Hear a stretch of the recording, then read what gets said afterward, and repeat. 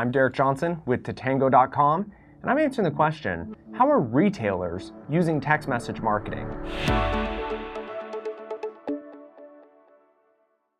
So every retailer that I've ever spoken to, when it comes to marketing, the goal of the marketing is to drive sales for that retailer.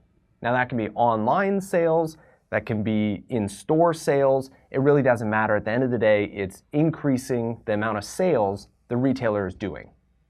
So with text message marketing, that's the goal for a retailer, is to use text message marketing to drive sales. Now, how does that work? So first off, you want to build a SMS subscriber database for your retail brand. And you do that by usually advertising a keyword. So let's say the keyword is join, to a short code, which would be owned by the brand. So let's say a short code is 12345. A short code can be anything between 5 and 6 numbers long. So consumers would text the word join to 12345 to opt in to receive the retailer's text messages. Now, an opt-in is very, very important in the United States because we have federal law, which is the Telephone Consumer Protection Act. It essentially says, in a nutshell, that you can't text message consumers without their prior consent. So you always want to make sure that you're sending text messages to only consumers that have asked for them. So once a brand has got the mobile phone number from the customer, they're going to build an SMS subscriber database. And that database is going to grow over time because one person's going to opt in today, one person's going to opt in tomorrow. Now you have 2 subscribers.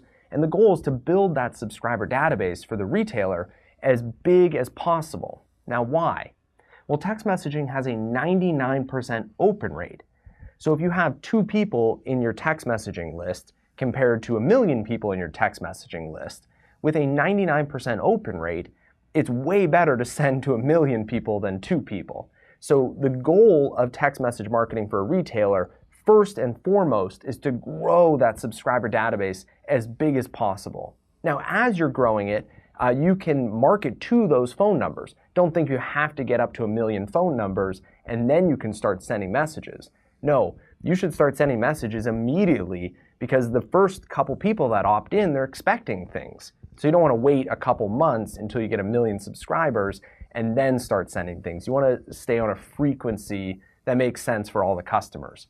Now, one great way for retailers to grow their SMS subscriber database really fast, and the way that we recommend here at Tatango doing it, is to offer some sort of incentive for consumers to give up their phone number and opt in to the SMS subscriber database. How does this work? So instead of just saying join our mobile club, text join to 12345, you want to give some type of incentive for them to give up their phone number. So this would look something like, save 20% off today. When you join our mobile club, text join to 12345. So again, there's some type of incentive to actually give up the mobile phone number. It was actually found that in a study, consumers were 520% more likely to give up their mobile phone number as long as there was some type of incentive given by the brand to give up that phone number. Pretty interesting. Great way to grow your subscriber database if you're a retailer.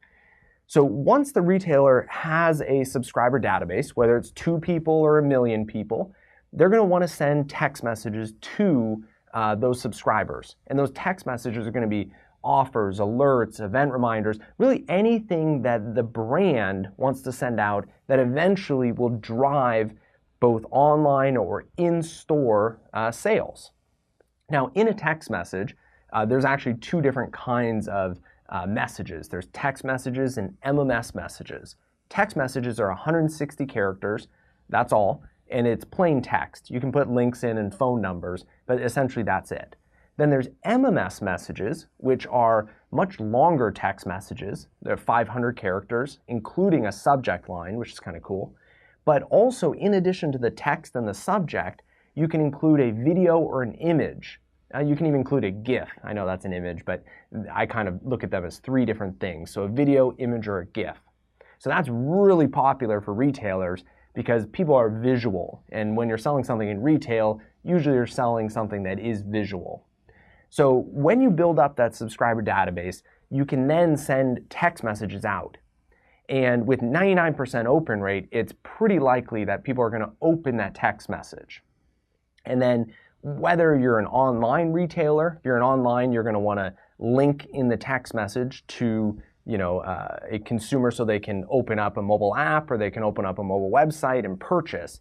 If you're more of a retailer with a physical presence, you could say in the text message, come to our retail location and show this coupon code. But essentially, at the end of the day, retailers are using text message marketing to drive sales either online or in store. So if you have any questions about retail text messaging, definitely let us know at Tatango.com. Many of our clients are retailers. We have a lot of experience in retail text messaging and would love to help.